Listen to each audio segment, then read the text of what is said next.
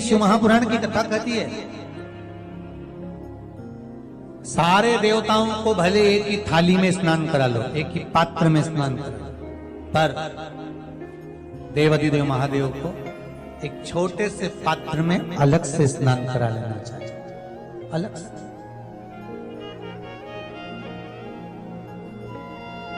और उस पात्र का जल शिव जी को समर्पित करा हुआ जल तुलसी जी में नहीं डालना। तुम्हारे घर में जो पौधा हुआ आप उसको उसमें समर्पित करो। जैसे बेलपत्री चढ़ाने के बाद जल चढ़ाना या जल चढ़ाकर बेलपत्र चढ़ाना। एक पत्र है, बड़ा सुंदर है, छोटा सा भाव, प्रश्न अच्छा है, आप सबके हित का।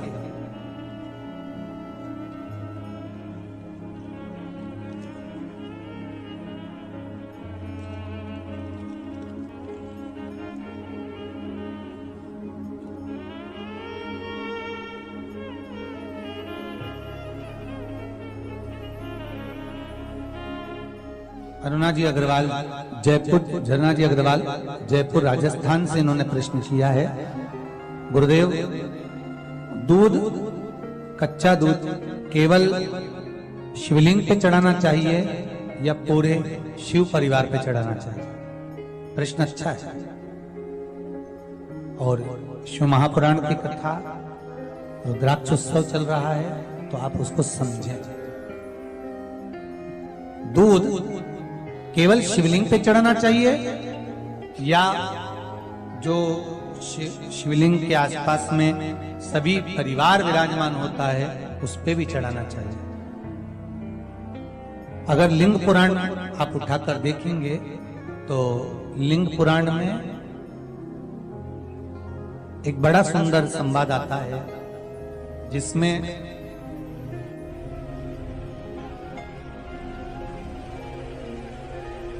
पीले कलर के शिवलिंग का वर्णन है।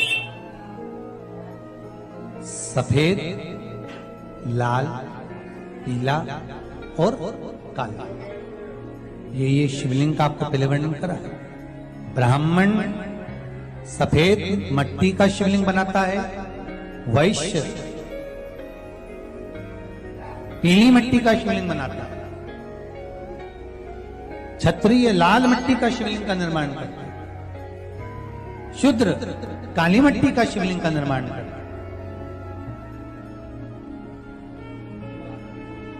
काली मिट्टी की शिवलिंग का निर्माण करता है। ये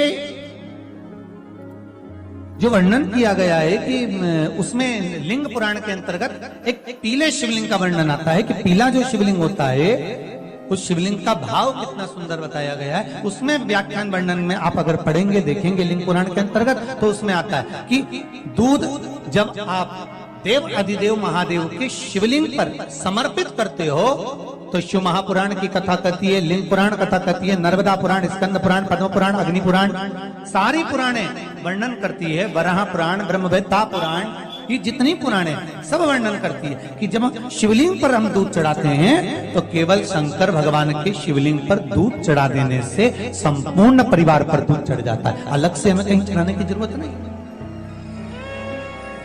अलग से हमें कहीं दूध ले जाकर चढ़ाने की जरूरत नहीं कि हमें गणेश जी को अलग से चढ़ाना पड़ेगा, देवी जी को अलग से चढ़ाना पड़ेगा, कार्तिकेय जी को अलग से चढ़ाना पड़ेगा या नंदी को अलग से चढ़ाना पड़ेगा। तो जो प्रश्न करा है झरना जी अग्रवाल जी ने, जयपुर राजस्थान से हैं, सुंदर प्रश्न करा है। और ये आपको ज्ञात होना चाहिए कि शंकर भगवान पर चढ़ाया गया थोड़ा सा भी दूध जल जो हम भगवान शिव को समर्पित कर रहे हैं वो केवल शिव के लिए नहीं रहता, केवल भगवान शंकर के लिए नहीं है, वो स्वयं 33 कोटि देवताओं को समर्पित हो जाएगा, स्वयं 33 कोटि देवताओं को।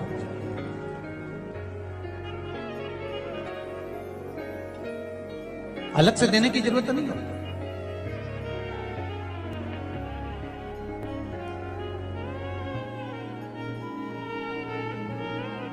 महाराज एक लोटा पानी, बेलपत्री आप शिवलिंग पर पहले चढ़ा रहे हैं, उसके बाद जल चढ़ा रहे हैं। दूसरा, जल चढ़ाने के बाद बेलपत्र चढ़ा रहे हैं, ये दो अलग अलग क्रम है शंकर भगवान की पूजन के। आप समझ लीजिएगा जरा, ये प्रसंग कभी नहीं आया, आज आया है तो उसको समझ।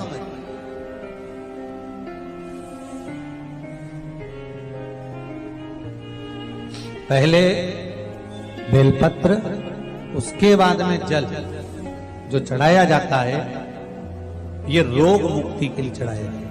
काय के लिए चढ़ाते हैं अपन? रोग के निवारण, रोग मुक्ति के। जैसे कोरोना महामारी के अंतर्गत अपन सबने स्मरण किया ऑनलाइन शिव महापुराण में कि एक वर्णन किया था कि अगर ज्यादा स्वास्थ्य गड़बड़ हो रहा है तो एक लोटा दूध था और एक लोटा पानी बेलपत्र रखकर फिर चढ़ाने का उस समय पर वर्णन किया था। आप लोगों ने, कई लोगों ने उसको किया और उसका लाभ आपको मिला। उसी तरह आप शिव मंदिर में जाकर दर्शन करेंगे तो दो चीजें अपने को दर्शन करने को मिलेगी। एक, भक्त आता है शंकर जी के मंदिर में